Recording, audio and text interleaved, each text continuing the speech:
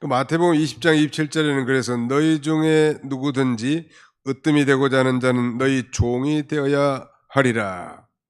이게 역설이죠. 으뜸이 되고자 하는 자는 종이 되어야 하리라 이렇게 말씀하고 있습니다. 낮아져서 다른 사람들의 종이 되면 하늘나라에서는 더욱 큰 자가 된다는 이게 비밀이죠. 그리고 27절에는 나타나 있지는 않지만 그 앞부분에 왜냐하면 이런 그 갈이라고 하는 원어 표기가 되어 있는데 이것은 그 이유를 말합니다. 즉 우리가 섬기는 자가 되어야 할 이유가 뭔가? 그 해답은 예수님께서 제자들 가운데서 섬기는 자로 있었기 때문에 우리가 당연히 겸손하고 섬기는 자가 된다. 종이 상전이면서 선생이신 예수님께서 친히 제자들의 발을 씻어주지 않았습니까? 선생이면서 말하자면 이 상전이신 예수님께서 그런 것은 제자들로 하여금 본을 보여준 것이죠.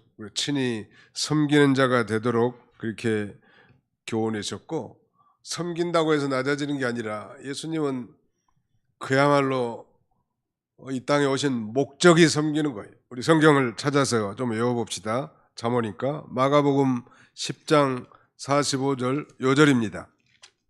마가복음 10장 45절. 오늘 못 외운 사람은 집에 못 갑니다. 마가복음 10장 45절. 인자가 온 것은 거기 같이 읽어봅시다. 시작.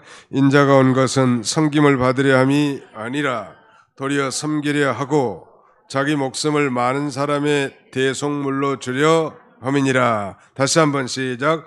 인자가 온 것은 섬김을 받으려 함이 아니라 도리어 섬기려 하고 자기 목숨을 많은 사람의 대속물로 주려 함이니라. 안 보고 한번 해보실까요? 안 보고 시작.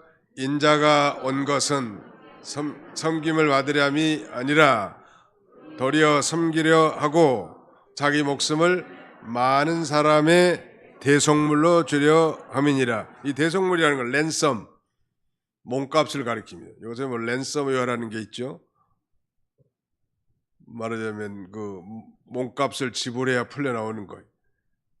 신조어인데 예수님께서 우리가 당할 그 죄값을 친히 지불하신 속량이 되어주신 것이고 대속물이 되어주시기 위해서 이 땅에 오셨다는 거예요. 여기서 인자는 예수 그리스도를 가리킵니다. 예수님이 이 땅에 오신 것은 오신 목적이 바로 섬김을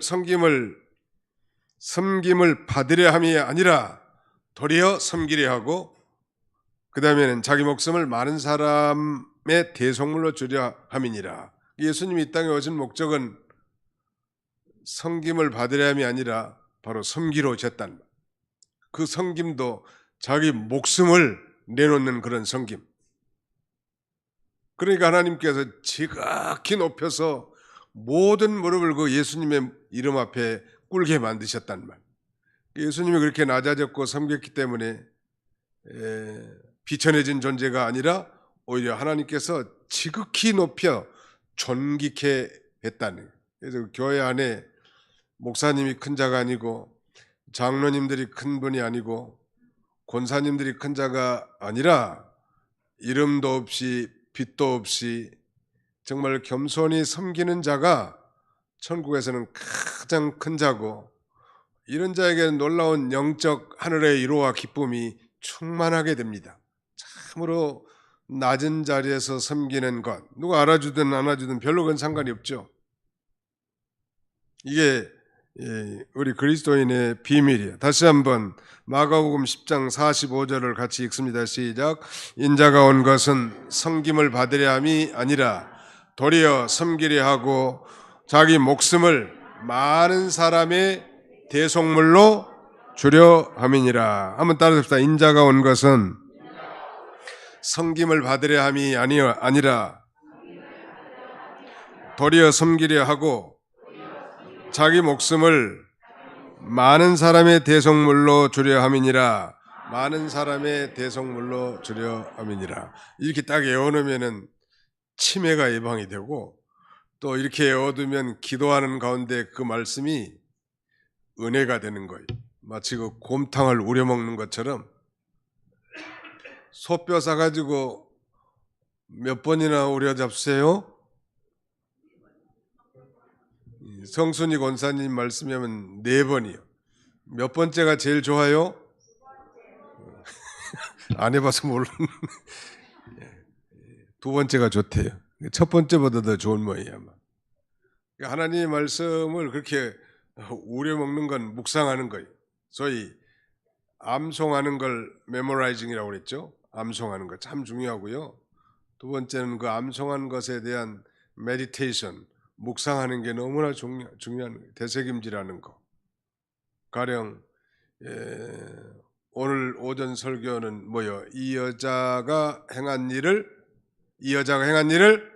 기억하라. 혹은 뭐 기념하라 해도 틀리잖아요. 이 여자는 그 베다니 마리아예요. 그가 정말 당돌하게 예수님 앞에 자기의 전 혼수품 전체를 다 드릴 수 있었던 원동력은 그 속에 누구보다도 깊은 믿음과, 즉 위대한 믿음과 사랑, 그리고 그 속에 놀라운 이 부활의 소망이 있었기 때문이라고 했죠. 또 지난주에 우리는 나를 이리로 보낸 이는 하나님이시라, 이런 제목을 통해서 정말 오늘 현재 우리가 위치한 모든 것이 바로 하나님이 나를 보내신 것이고, 그 목적은 생명을 구원하고 생명을 보존하기 위해서. 그러니까 언젠가 나를 어디로 이사하게 했으면 하나님이 나를 이리로 이사하겠다는 걸 믿는 것이 첫 번째고, 둘째, 왜 나를 이리로 보냈나? 전도하게 하려고, 영혼을 구원하게 하려고, 또 자신의 생명도 살게 하려고. 언제나 이런 믿음의 관점에서 하나님의 주권을 인정하고 또 그런 삶의 자세를 사는 것입니다. 이걸 믿는 게 얼마나 중요한가 하면, 하나님이 내 인생의 주인으로서 당신의 기뻐하신 뜻대로 나를 선하게 인도하셨다는 사실을 믿기 때문에 우리는 어디 가든지 최선을 다할 수밖에 없고, 또 설령 실패한다 할지라도 하나님이 함께 하심으로 재기할 수 있다는, 아니 또 모든 것이 합력해서 선을 이루게 할 수 있다는 사실을 추론할 수 있잖아요. 안 믿고 그저 뭐 어쩌다가 저쩌다가 우연히 재수가 없어서 운이 나빠서 그렇게 내가 이 자리에 머물러 있다고 생각하는 것은 아주 대단한 불신앙이에요. 이런 불신앙을 가진 사람들은 죄 짓는 것밖에 없는 거예요.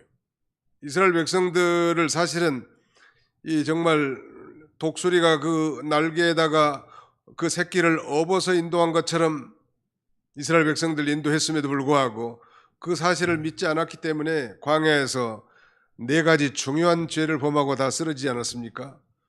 그건 바로 이 원망과 그 다음에는 시험, 그리고 우상 숭배와 간음을 행하다가 20세 이상의 장정들이 다 가나안 땅에 쓰러진 거예요. 왜? 하나님의 주권적 섭리와 인도하심을 안 믿었기 때문이죠. 오늘 이 베드로에 대한 예언에서 먼저 예수님께서 천국에서 큰 자는 섬기는 자라고 이렇게 말씀하시고, 그런 면에서 모든 교만과 명예심을 버리고 예수님을 본받아서 섬기는 자가 되라는 것. 참 귀한 신앙인 것 같아요. 섬기는 사람. 뭐 타고날 때부터 섬기는 자가 있는 게 아니고 자꾸 섬기다 보면 섬기는 자로 세워주시는 것 같고, 놀라운 일은 이 섬기는 자에게 하나님께서 계속 섬길 수 있도록 더 풍성하게 공급해 주신다는 사실이 놀라운 일이죠. 샘물을 퍼내지 않으면 그 고인물이 썩습니다. 자꾸 섬기는 거예요. 근데 그 섬기는 것은 이제 하나님의 역사가 나타나게 되는 것이고, 또 생명을 살리는 중요한 일을 하는 것입니다. 그 다음에 2번째 메인 아이디어는 베드로에 대한 예언이거든요. 베드로에 대한 예언. 예수님께서 이 베드로에 대해서 어떻게 예언하셨는지 거기 누가복음 22장 한번 보겠습니다. 31절 시몬아 시몬아 보라 사탄이 너희를 밀가부로 다려고 요구하였으나 그러나 내가 너를 위하여 내 믿음이 떨어지지 않기를 기도하였노니 너는 돌이킨 후에 내 형제를 굳게 하라. 그가 말하되 주여 내가 주와 함께 오게도 가고 오게도 죽는 데에도 가기를 각오했나이다. 이르시되 베드로야 내가 내게 말하노니 오늘 닭 울기 전에 내가 3번 나를 모른다고 부인하리라 하시니라. 이 베드로가 앞으로 어떻게 될 건지 예수님이 지금 예언한 건데 닭 울기 전에 내가 3번 나를 모른다고 부인할 것이다. 아직 일어나지도 않는 일을 지금 베드로에 대해서 얘기하고 누가복음에만 독특하게 기록된 부분은 32절 그러나 내가 너를 위하여 내 믿음이 떨어지지 않기를 기도하였노니 너는 돌이킨 후에 내 형제를 굳게 하라 이렇게 말씀하고 있습니다. 여기서 우리가 배울 수 있는 이 중요한 교훈은 도대체 예수님의 12 제자 가운데 수제자인데 베드로가 왜 그런 예수님을 한 번도 아닌 아니 2번도 아닌 그야말로 3번씩이나 부인했을까? 마지막 3번째는 저주하고 맹세하면서까지 예수님을 모른다고 부인합니다. 왜 그랬을까? 한 3가지 이유를 들 수 있는데요. 이 첫 번째는 자신의 그 신앙의 실력보다도 그 다음에 자신감을 앞세웠기 때문입니다. 믿음이 없는데 그냥 과신하는 거예요. 어떻게 과신했는지 보세요. 33절 그가 말하되 주여 내가 주와 함께 오게도 가고 죽는데도 가기를 각오했나이다. 죽음을 불사하고도 자기는 어디든지 다 가겠다고 이렇게 호언 장담을 했는데 막상 연약한 그 여인들에게도 자기가 예수님 모른다고 예수님과 상관없는 자라고 이렇게 이 장정이 말이죠 부정했단 말이에요. 왜 그랬는 말이에요. 그 첫 번째가 뭐예요? 신앙의 실력보다 뭘 앞세웠어요? 자신감. 그래서 유명한 주석학자 이 플러머라고 하는 사람은 말하기를 반석다운 힘은 자신감에 있는 것이 아니라 그리스도를 향한 겸손한 신앙에 달려 있다 이렇게 말했습니다. 떵떵거리는 사람치고 뭐 제대로 해낸 게 없단 말이 있는데 말이 앞선 거죠. 말하자면 말이 앞서가지고도 행함이 뒤따라주면 참 좋겠는데 베드로는 뭐 감옥에도 가고 심지어는 내가 죽는데도 따라가겠다고 이렇게까지 호언장담해놓고 그 연약한 여인에게조차 예수님을 모른다고 닭 2번 울기 전에 3번씩이나 이렇게 부인하는 거예요. 그 천주교 성당 지붕 꼭대기에는 이 닭이 새겨져 있습니다. 닭. 우리 성지순례 가서도 그걸 보신 분이 계실 텐데 왜 닭을 거기다 새겨놨겠습니까? 닭 2번 울기 전에 3번 베드로가 예수님을 부인하는 걸 상기시키려고 하는 거예요. 예수님은 하나님이시기 때문에 우리가 뭐 호언 장담한다고 해서 그대로 되는 게 아니고 우리의 실력대로 되는 건데 신앙의 실력보다는 자신력, 즉 자신감을 앞세울 때 그렇게 부인할 수밖에 없는 거고요. 그 다음에 두 번째는 45절로 46절을 같이 읽겠습니다. 45절로 46절 뒤로 넘어가세요. 45절로 46절 시작. 기도 후에 일어나 제자들에게 가서 슬픔으로 인하여 잠든 것을 보시고 이르시되 어찌하여 자느냐 시험에 들지 않게 일어나 기도하라 하시니라. 두 번째는 깨어 기도하지 않았기 때문에 예수님은 지금 땀방울이 핏방울이 되도록 이 겟세마네 동산에서 기도하는데 다 잤단 말이에요. 깨어 기도하지 않은 사람은 말이 앞설 수밖에 없고 그 말에 실천력이 뒤따를 수가 없단 말이에요. 그러나 깨어 기도한 사람은 하나님께서 그 어떤 시험과 고난도 다 이겨나갈 힘을 주십니다. 뭐 시험과 걱정이 없는 사람이 누가 있냐면 우리 찬송가에도 있지만 그러나 그 시험과 걱정 가운데서도 늘 깨어서 기도하는 사람들은 그것을 이겨나갈 수 있다는 말. 베드로가 예수님을 3번씩이나 부인한 그 첫 번째 이유는 자신의 신앙의 실력보다 자신감을 앞세운 것이고, 두 번째는 깨어서 뭘 하지 않았어요? 그래서 깨어서 기도하는 게 중요합니다. 한번 따라합시다. 깨어서 기도하겠습니다. 늘 깨어서 기도하시기 바랍니다. 요새 새벽 기도 숫자가 코로나 이후에 좀 줄었는데 다시 한번 좀 결심해보라. 일주일에 한 번이라도, 아니면 못하면 월삭 기도라도 한 달에 한 번이라도. 월삭은 매월 첫날을 월삭이라고 하죠. 아무튼 그런 거 거룩한 결단하는 게 필요해요. 교회까지 나오지 못하신 분들은 집에서라도 이렇게 결단하고 기도할 필요가 있다는. 그 다음에 세 번째는 56절 한번 보실까요? 56절.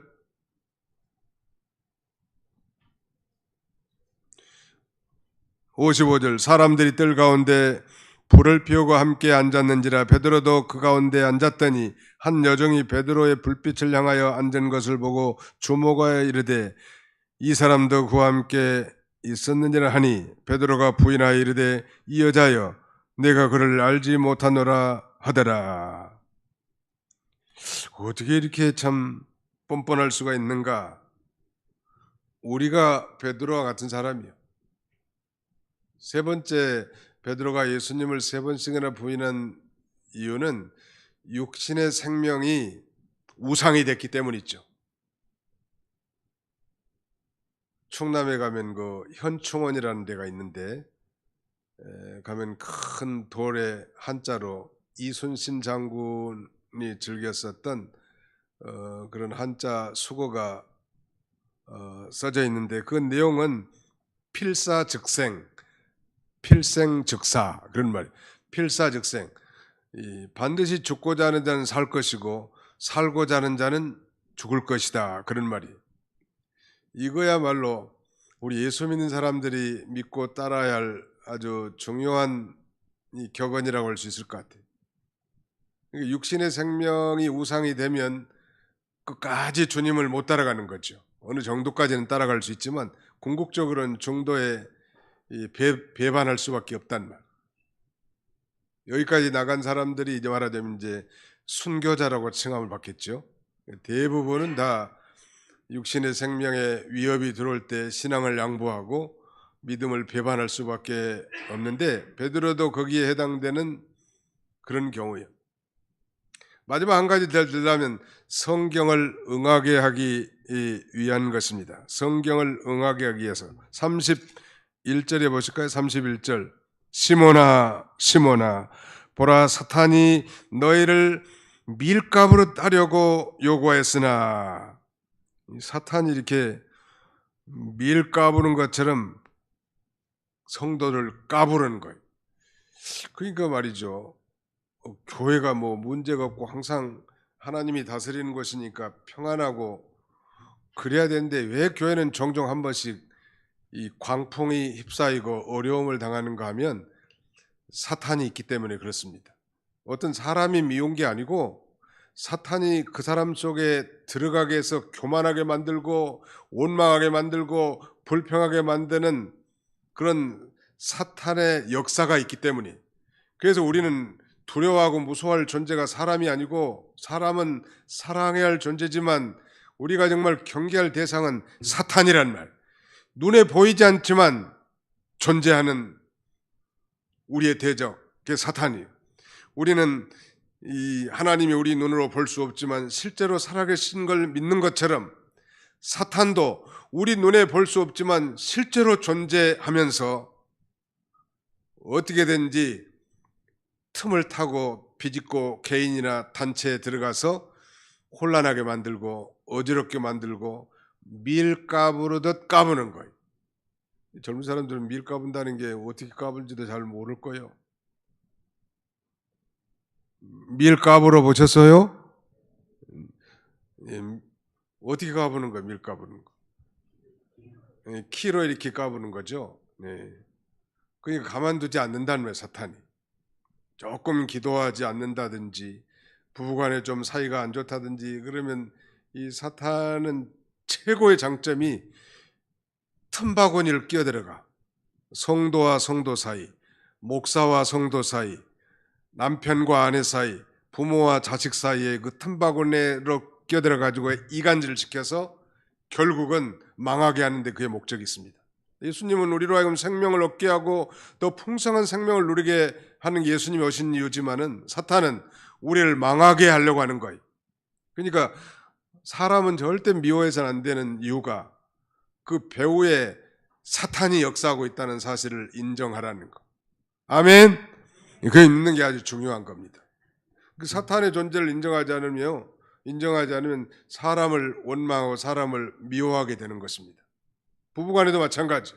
남편이 미운 게 아니고 아내가 미운 게 아니라 우리가 믿음을 쓰지 않거나 또 믿음을 더 견고하게 해서 하나님께서 허락한 범위 내에서 사단이 우리를 격동시키고 밀 까부른 것처럼 까불어 제끼는 거예요. 뭐 궁극적으로는 망하는 존재는 아니죠, 우리는. 그러나 실패하게 하고 어렵게 만드는 거. 그래서 늘 이걸 예방하기를 원한다면 그래서 늘 깨어서 기도하는 거예요. 그래서 정말 남편이 귀하게 보이고 아내가 사랑스럽게 보여야 이거 한평생 살 거 아니에요. 기도하면 그렇게 되는 거예요. 아내가 남편에 대해서 불쌍한 생각이 드는 거예요. 기도하면. 기도하지 않으면 원수같이 보이는 거예요. 원수. 뭐 결혼할 때는 서로 좋아가지고 뭐 죽고 못 살아서 결혼하지만 살다 보면 내내 그런 일만 계속되는 게 아닙니다. 끊임없는 어려움이 많이 생겨. 그래서 안 믿는 사람들은 극단적인 행동을 하잖아요. 부부간에. 우리 믿는 사람은 그럴 수가 없단 말이에요. 오래오래 참고 또 참는 거. 이번에 제가 그 LA 동부교회 이용규 목사님 우리 교회 와서도 한번 설교했을 것 같은데 그분이 말씀한 게 생각나네. 인내에 대해서. 어떤 어려움이 닥칠더라도 참고 또 참고 끝까지 참으라는 거 아니에요?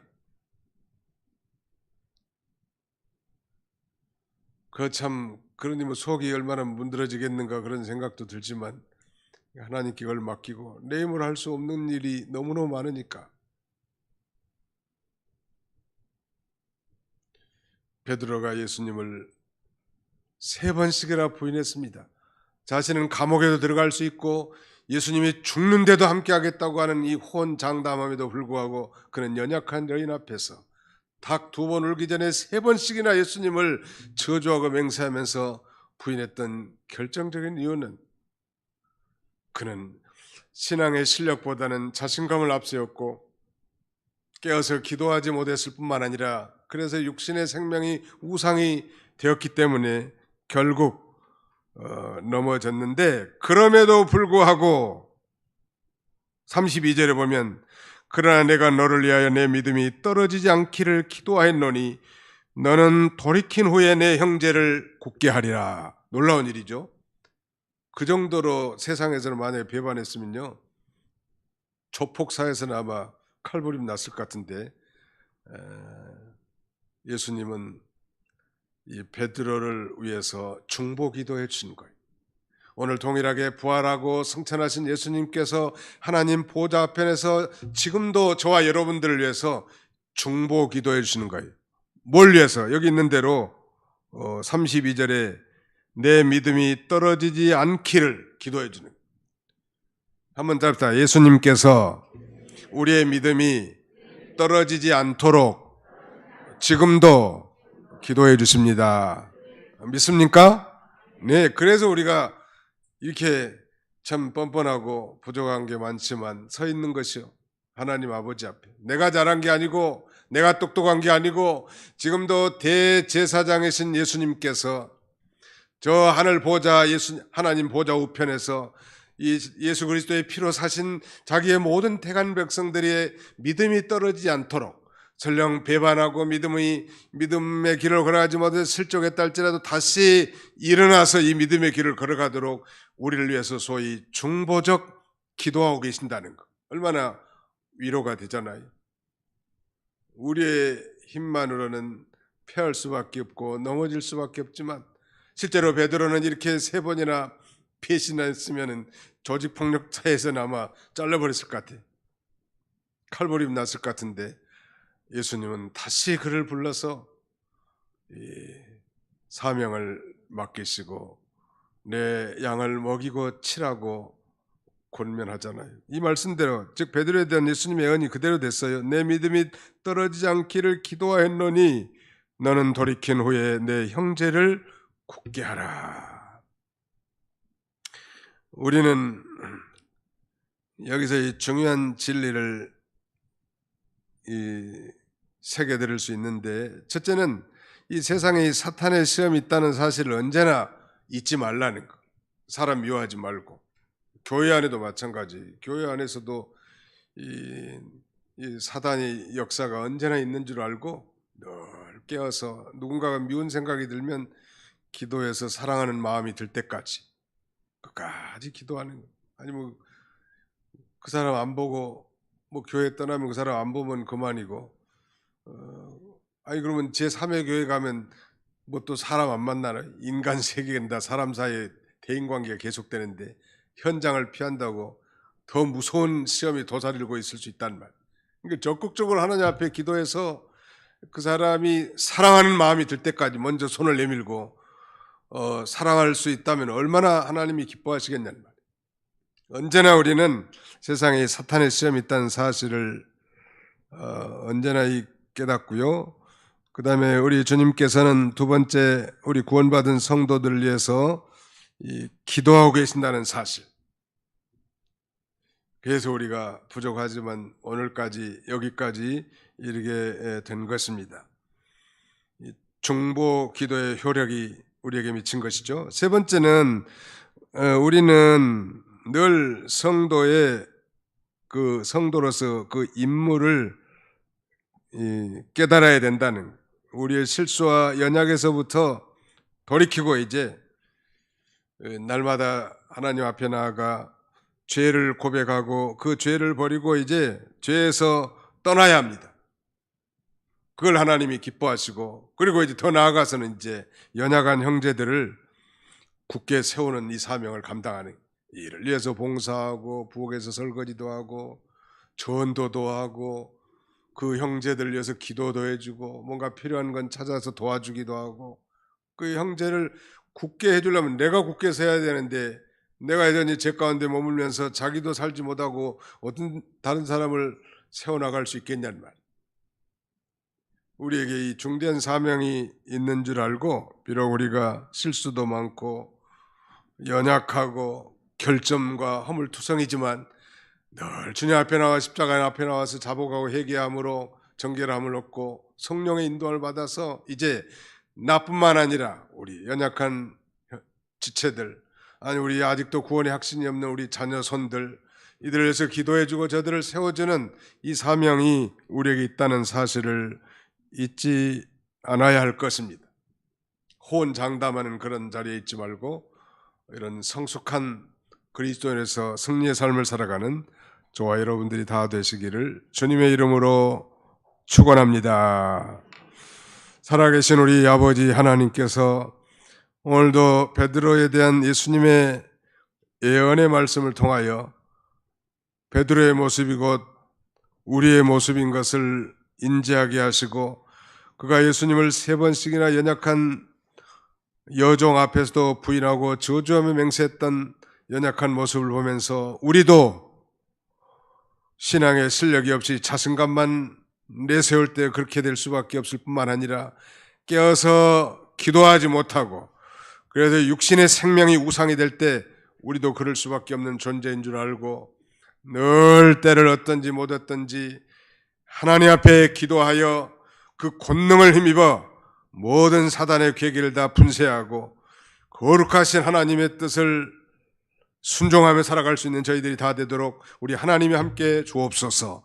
우리 자신들이 견고하게 서서 연약한 지체들과 우리의 모든 가족 식구들을 주 앞으로 인도하기에 부족 없는 우리 모두가 다 되게 하여 주시옵소서. 예수님의 이름으로 기도하옵나이다. 아멘.